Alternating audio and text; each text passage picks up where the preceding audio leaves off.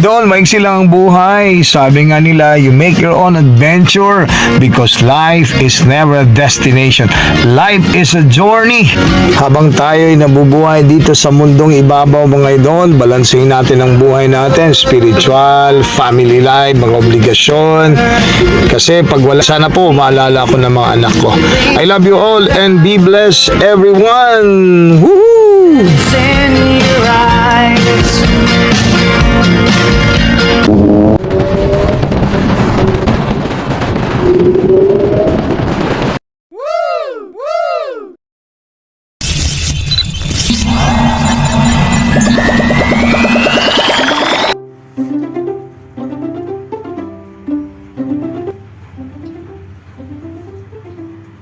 Hey, what's up? Kitalo sa mga idol. Magandang umaga po sa inyong lahat.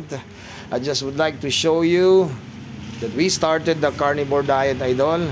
Hindi po ito pampasikat po, no? Ito yung ginagawa natin in the hopes na babalik sa normal yung aking blood pressure. And of course, ang sabi nga nila, pag lesser yung sugar or carbohydrate in your diet, inshallah, may tsansa na tutubo ulit ang follicles ng iyong buhok, idol.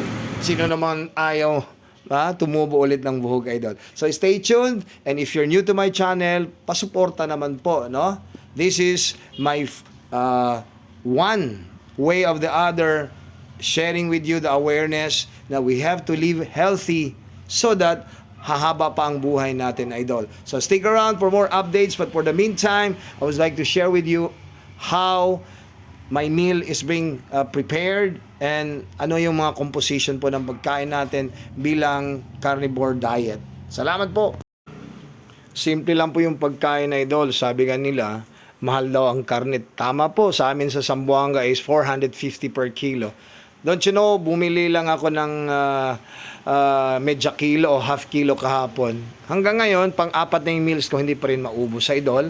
And then 1 tray egg to 80. So, tuloy pa rin, idol, ang journey natin. So, tama po, you heard it right from me.